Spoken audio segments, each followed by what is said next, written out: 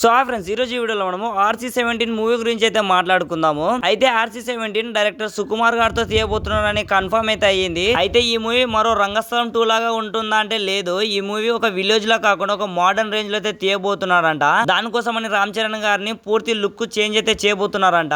ఇంతకు ముందు మూవీలో చూడని విధంగా ఈ మూవీలో కొత్తగా అయితే చూడబోతున్నామని చెప్పడం జరిగింది. మరి డైరెక్టర్ సుకుమార్ గారు నెక్స్ట్ మూవీ రామ్ చరణ్ గారితో ఎందుకు తీయబోతున్నారంటే పుష్ప మూవీ షూటింగ్ మధ్యలోనే ఒక స్టోరీ అయితే ఆయనకు తట్టిందంట. దానికోసం అని ఒక రోజు రామ్ చరణ్ గారిని అడిగితే నీ ఓకే అని చెప్పడం జరిగింది.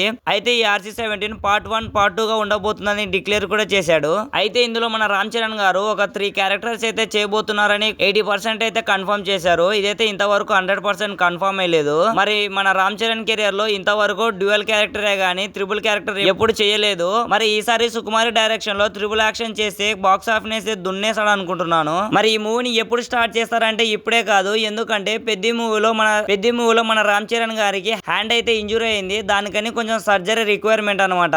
దానికోసం అని మన రామ్ చరణ్ గారికి కొన్ని రోజులు బెడ్ రెస్ట్ అనేది కావాలి. మరి ఈ మూవీ నాకు తెలిసి దసరా లోపు అయితే స్టార్ట్ చేస్తారని అనుకుంటున్నాను. మరి డైరెక్టర్ సుకుమార్ గారు పుష్ప 2 లోగో అల్లు అర్జున్ గారికి ఎలా బ్లాక్ బస్టర్ ఇచ్చాడో అలా మన రామ్ చరణ్ గారికి ఒక బిగ్ బ్లాక్ బస్టర్ ఇస్తాడో లేదో చూడాలి. నాకు తెలిసి రామ్ చరణ్ గారితో ఒక పెద్ద ప్లాన్ వేసింటాడు. ఎందుకంటే రంగస్థలంలో చూసాం కదా రామ్ చరణ్ గారిని ఎలా వాడుకున్నాడో. RC-17 తోనైనా మన రామ్ చరణ్ గారు ఒక బిగ్ బ్లాక్ బస్టర్ కొట్టాలనుకుంటున్నాను. ఎందుకంటే రీసెంట్ గా చాలా ఫ్లాప్లు అయితే చూసాము.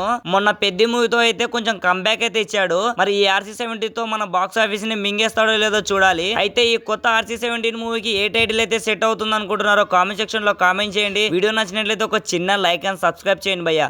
Thank you for watching.